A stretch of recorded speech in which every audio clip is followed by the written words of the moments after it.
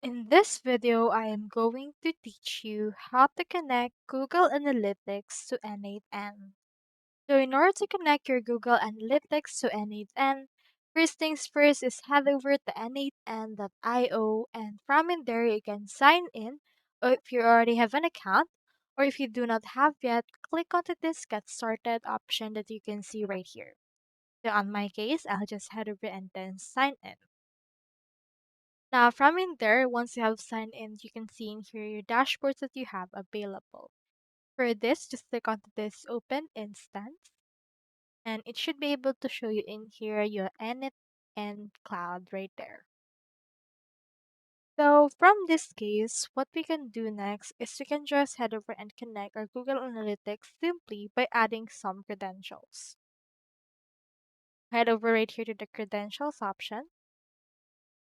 Then click onto this arrow down button that you can see right here and click onto this create credential.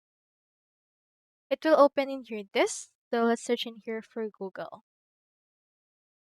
You can see in here that we have the Google Analytics, so click on this one and click on continue. After that, you will be prompted to input right here your OAuth redirect URL.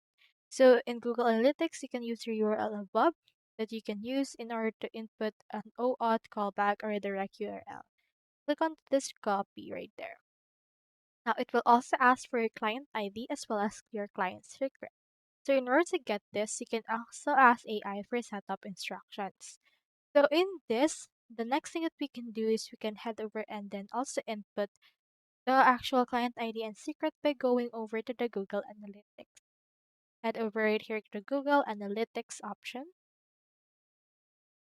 Search for it and click onto this Google Analytics that we can see right here.